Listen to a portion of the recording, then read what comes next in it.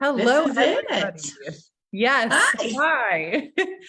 hi. Welcome everybody to another Carolina Retirement Planners Happy Half Hour. We come to you live every Thursday at 4:30 to bring to you some fun and something about some financial topic that we choose to discuss.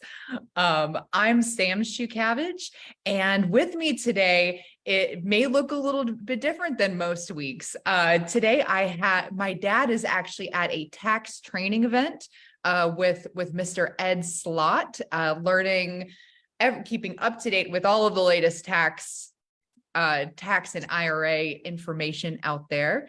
But with me today, my sidekick here is Kristen Owen. Hey, Kristen. Hi. Happy to be here. Very excited. Awesome. Thank you for filling in today. We are very much appreciate it.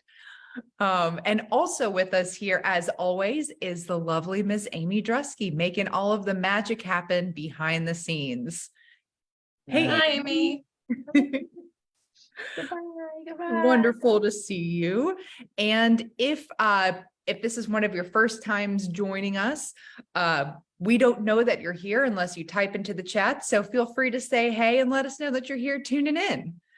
Our topic today is going to be about organizing your documents, because I know that many of us feel that we are swimming in paperwork. And so today we're going to cover some things that we can do to help you figure it all out, tackle that pile. But first, we do always like to talk about what day it is. Every day is some kind of national holiday, and today is no different. And this is a very important one for parents out there today. Today is National Teach Your Kids to Save Day. Yes. And that is so important. And our giveaway today is going to be related to that. So you should tune in for the end, where we will be giving away something to help your kids and grandkids save and become more financially competent. Yeah. Mm-hmm. Did we ask a question, Amy, in the emails? I'm trying to remember. Did we ask people if they were organized or not? We did. We asked everyone if they could go back and to their younger self and give a piece of advice to like savings, or what they would tell their younger self as far as like a tip or a piece of advice for, how to save, or what it would be. And we had a lot of good advices. And I don't know if you have the spreadsheet up or would like to read any of them, but yeah, we had a lot of good tips that came in. Yeah, some of the ones that I like are making a budget and sticking to it. Sitting down and making a budget is difficult. And then pay yourself first, and then take care of other debt obligations. I like Absolutely. that. That's usually pay yourself first, usually means deferring some of your income to a savings account or an investment account and having that be automated. That's before you can even see it. Yep. And some other advice is to learn how to declutter and stay uncluttered. Open an IRA early. 2 words I beat into my kids early on: compound interest. I think, and something that they say often is it's not about timing the market, it's about time in the market. So that's a good one. Yeah. And we do have some awesome people joining us today. Kristen, can you see who's joined us? Yeah, we've got tons of people on here. Got Skip. Hi, Skip. How y'all doing? We've got Skip, Dan, and Barb. Pretty regulars here.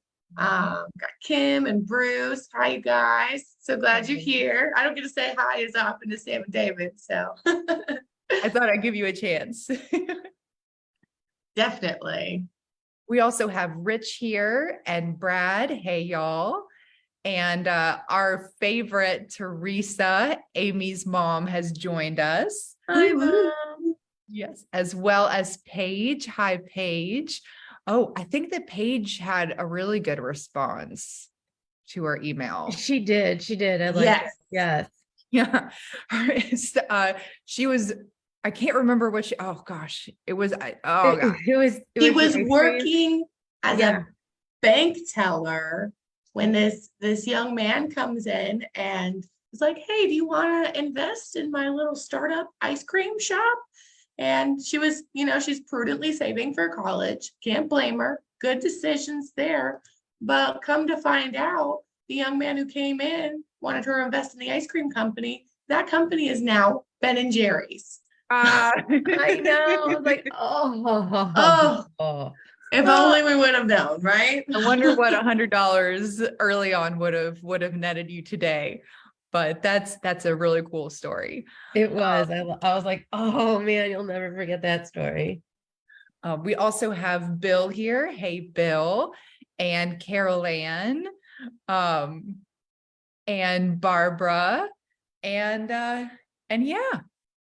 So, are y'all ready? Do you think it's a good time to get started? I think we should dig in here. Hopefully you can teach me a few things too. Doing this taught me a few things, actually, if I'm honest with myself. Well, they say the best way to learn is to teach. So, Oh, and my mom's here. oh, hi, Sandy. Hello. All right. So, are y'all feeling, I don't know about all of you, but it is so easy to get overwhelmed by all of the mail that comes in, the emails of documents, all of the paperwork. Some of you already have a really nice organizational system, and some of you may have just throw everything into a box and hope that you can find it if you need it. But today we're going to be talking about, if you're feeling overwhelmed at all, this may be for you. And if you're not, you might get some good tips and tricks out of it anyway. So, some of the main questions are, what do I keep? Out of all of these things, what is necessary to actually keep a hold of? How long do I keep these things? And how might I organize them? I'm guessing on top of the fridge, unlabeled, is not the correct answer. No. So the first thing we're going to talk about are what we would consider vital documents. These things are generally irreplaceable or, very hard to replace, and you want to keep them forever. And the first group we're going to talk about are things that you probably want to keep in a fireproof, waterproof for our area with all the hurricanes, a portable safe, or a safety deposit box. Keep them really safe. These are things like your birth certificate, marriage certificate, any adoption records, passport, social security cards, the deed to your house as long as you own the property, the titles to your vehicles, any wills or trusts, insurance policies. But these insurance policies, typically you don't need to actually have the insurance document in order to collect, but if you have something where you need to have that insurance policy there, this would be a good place for that. And I might mention this again, but something that I would always keep, and you can decide where you want to keep it, is a password document. Now, if you tuned in for our security happy half hour, one of the things that we did talk about as an alternative to, or as a way to keep all of your passwords stored, was like a password manager, something like LastPass or Dashlane. And in that case, you could have a password document where you just write down the password to your Dashlane or LastPass and the information. All the day. Yeah. But if you don't utilize something like that, it could be really helpful to have a list of all of your important, critical passwords stored. Okay. And so something that I did with Happy Half Hour was upgrade. Well, it doesn't look super fancy, but I upgraded to a safe that is not only fireproof, but it's also waterproof. So I'm going to just show it to you real quick. It, so it's something you can easily take with you if you need to in an emergency. Has little slips here for your passport, places for cards. It has all of these pockets, these mesh pockets, different layers of them. And then it has a bunch of room in the bottom for you to put any files or documents that are critical for you. So that's there's all kinds of fireproof safes. I like this one because of how lightweight it is. I was going to say, it looks a lot lighter than a wall safe. So I don't know how well that travels to the hotel. Exactly. So if in an emergency, if something were to happen to your home while you're away, this should be okay. But you could also more easily take it with you. Now, here are some other vital-ish documents, but things that you kind of want to keep forever and you want to keep filed away. And you, depending on the space in your safe or your belief in how easy it will be to replace these documents, you can decide if something else belongs in the safe or in a file. But these are things like your tax returns. It's always, if you, depending on how you do your taxes, you may have them at TurboTax and you can access all the ones you did with them forever. But it's always a good idea to keep all of the tax returns you have. They're show, your taxes over your life. Insurance policies may go in this thing as well. You get that giant booklet, and if you lose it, you can just tell them you lost it, financial records, things like information about your retirement plans, your pension plans, and year-end financial statements you could keep in here as well. Keep home documents, things like your warranties, owner's manuals. I really am kicking myself about this one because we've had like drawers where we'll shove manuals in, but we had a refrigerator warranty and I couldn't figure out who I took it out with or how I got it, and needed some issues, had some issues with my refrigerator, and it was had a heck of a time tracking that warranty down. Also, something that they recommended that I, as a newer homeowner, do not have is a maintenance checklist. So this is something that I personally am going to spend some time researching, because I'm probably not flushing my hot water heater enough, or cleaning my laundry duct line enough. Another thing to keep is an inventory list of the contents of your home. In case something, a hurricane were to come through, for insurance purposes. And then any records of major work you've had done to the house, major renovations you've done, anything that you might want to have proof of if you go to sell your home.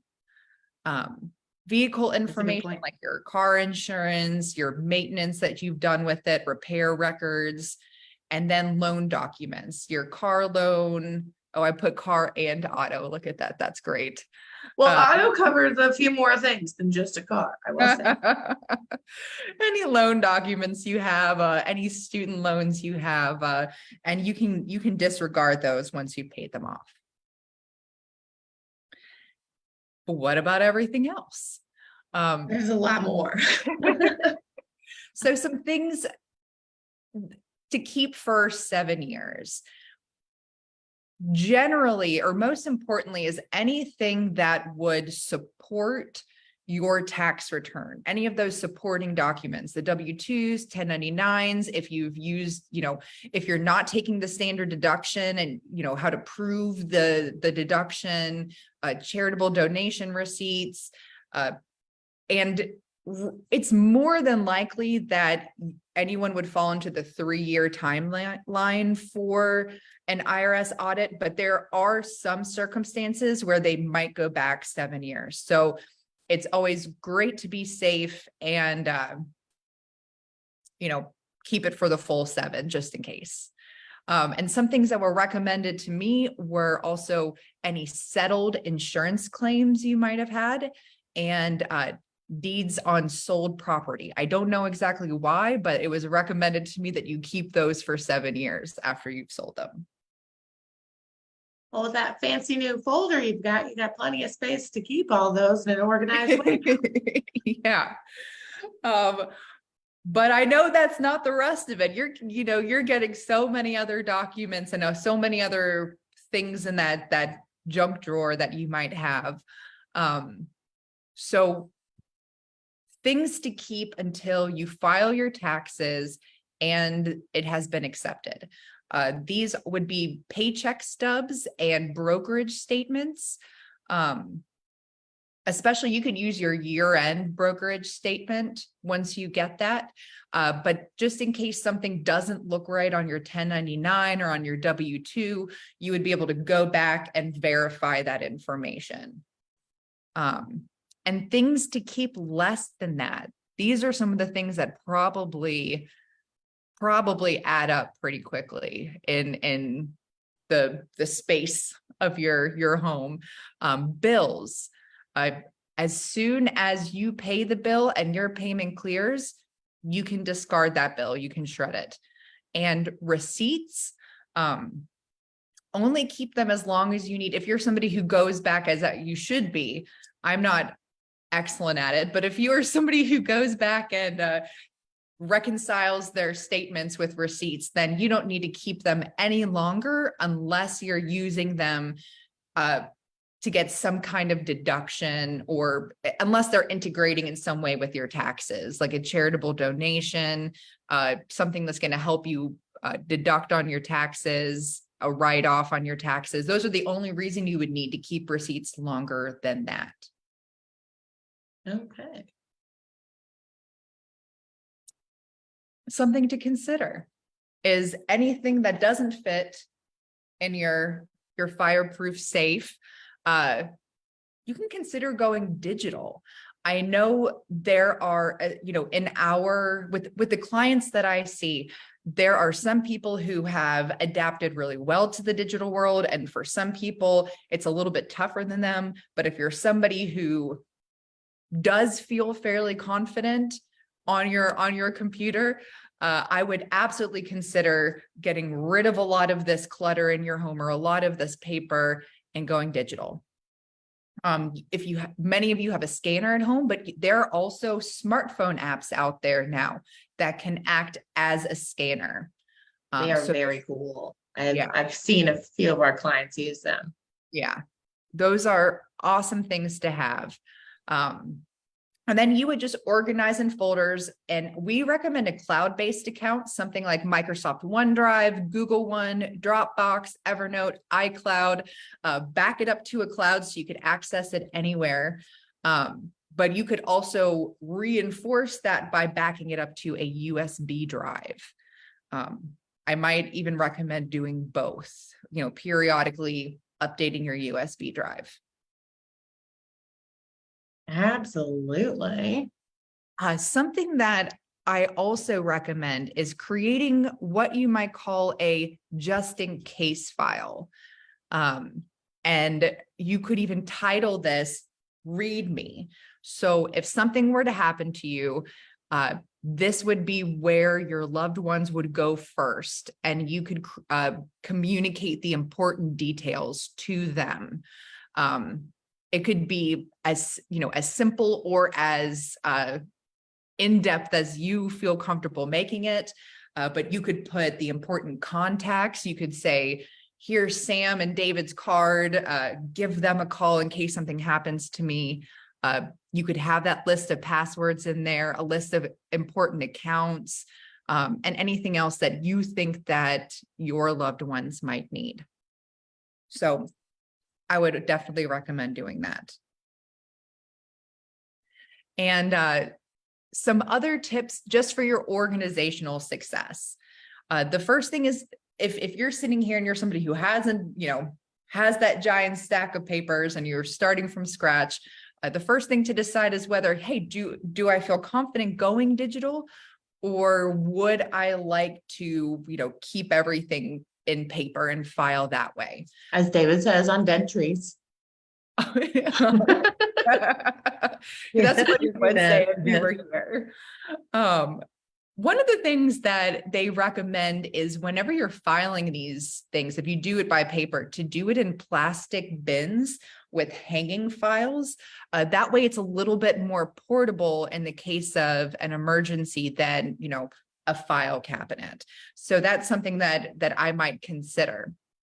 And you would want, before you just start filing things away and creating folders, I would make a plan of attack before you start.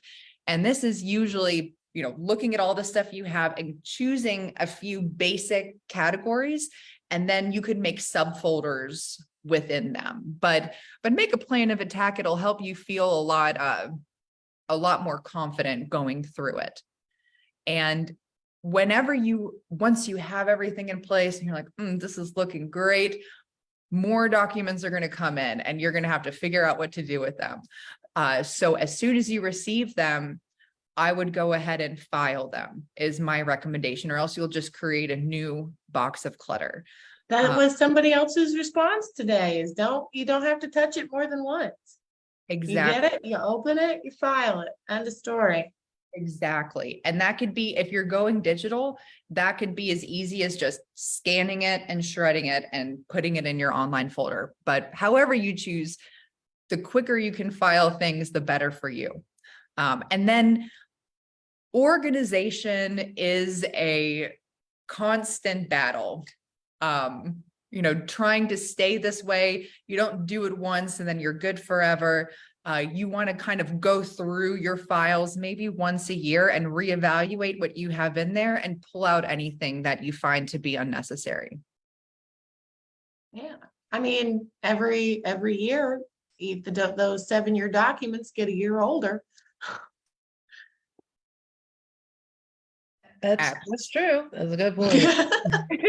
Every year you got to take them out. But something I told my brother actually just the other day is things don't only work as well as you work on them. And with the cloud-based accounts, I didn't have that much. I only had so much time to go into this, but there are ways to either encrypt the files on your cloud-based accounts or have oh my gosh, it's the two-factor authentication. Yes. So there's different ways that you can keep your digital files safe. And something before we end this, something a little bit off topic that I just want to touch on really quickly. Now that we referenced our safety happy half hour or like keeping yourself safe from hackers and scams, is there's something that's new out there that we have actually seen firsthand, and I've heard more about this happening, is that people can somehow assume your number and act like they're calling out from it. So I could get a phone call that says it's from dad, or says it's from somebody, like one of my real contacts. And people are using that to scam people these days. We actually had somebody call in from our client's phone number, pretending to be our client, trying to speak with us. And we know the sound of her voice. She didn't sound anything like who called in, and we were able to put a stop to it and notify her. But one of the ways that is recommended to get around this is with the people that you are very close to, who might be able to call you and ask you for money, is to have like a code word. Yeah. That's crazy. I mean, that is like, they're just getting just crazier and crazier. And I mean, that's insane to think about. Mm-hmm. Yeah. I feel like if they put half as much effort into saving their own money, they probably wouldn't have to be stealing it from other people. Right? Exactly. Yes. But it is scary how good that hackers are getting. So, Yes. always proceed with a healthy dose of skepticism. If you receive texts or emails that look like they're coming from somebody, but you're not sure, always poke around and be really careful about proceeding to give your personal information to something that comes through a text or email. Yeah. All right. And if you would like to get, if you'd like to get in touch with us, if you'd like to have a 15-minute call with David or myself and talk about your organization or anything else, you can go to carolinaretirementplanners.com to book a 15-minute call, or you could give us a call at the office at 910-815-3100. And we do have a giveaway today. And our giveaway is related to the National Day. What was it again, Kristen? It is National Teach Your Kids to Save. National Teach Your Kids to Save. And we have 5 copies of the book, The Latte Factor by David Bach. And it is a very easy, great read about kind of teaching people fiscal responsibility. And actually one of the key tenets of that book is pay yourself first, is a great way to be establishing your wealth from a young age. So the first 5 people who email us we'll give them those copies of the books. And Amy, where should they email? All they have to do is send an email to Mary at carolinarp.com, and she will send a copy of the book in the mail directly to them. Please include your address in case we don't have it, and she'll drop it in the mail to them. Absolutely. So when we only have 5, so it's going to be the first 5 people who email. Hurry. Raise your little fingers across the keyboard. Go now. I put it in the comments too. So go. So we are also super excited about next week's Happy Half Hour. We have a special guest joining us, and my dad will be back, good or bad, but we are even more excited about our special guest, Dr. Len Lecce. I apologize if I have mispronounced that, but he works for the Mars Memory Health Network. I've actually had a few clients that have visited Mars. They're a really cool memory center. And so we're looking forward to having a great Happy Half Hour speaking with him next week. Heck yeah, I'm definitely going to be tuning in. Yeah, so make sure to tune in next week. Is there anything else before our wine drawing today? You mean my favorite part? My favorite part too. I think that's it. I mean, next week will be amazing, but yeah, I think that's it. Yeah. Well, first off, thanks everybody for bearing with me as my dad's gone today and I'm leading the charge. So thank you for tuning in and being so kind. And now our favorite part, the wine drawing. So each week we give away 2 bottles of wine delivered directly to your door from Fermental Bottle Shop, newly located in the Cargo District in downtown Wilmington. They are an awesome spot. You can go there and enjoy wine and beer on site. They usually have food trucks, they have music, there's all kinds of cool stuff going on there. Or you can pick it up and take it away. But as I like to say, if you win the wine drawing, you don't have to do any of those things if you don't want to, because we will ship these directly to your door. And Amy and, oh my gosh, what's the owner's name? Steve. Steve. Amy yep, Steve. Work together to curate bottles that are awesome and to your taste. So it's a really cool. Here we go. Drum roll. And our winners this week. Oh, wait. Oh my gosh. I'm so sorry. And to enter, all you have to do is if you're on Facebook and will have our event come up, you click that you're going to our event. And if you are on our email listserv, you just respond to the email that we send out every week. All right. All right, the anticipation is killing me now. This time Me too. is Eileen and Wayne R. Yay! So congratulations, y'all. You are our wine winners this week. Amy will be giving you a call to get all the details from you soon. Yes. Yay. And look at that. I didn't even know how long that was going to take, and we're finished pretty close to the hour. Pretty Just close. on time. Mhm. Well, thank you all for joining us today. I hope you have a great weekend and you enjoy the little bit of sun we get on Saturday. And we will see you next week with Dr. Lecce from the Mars Memory Health Network. Can't wait. Yeah. That's Same gonna time, be same fun. place. Same Can't time, wait. same place. Yeah. Cheers, Yeah. See you everybody. next week. Cheers. Bye. Take care.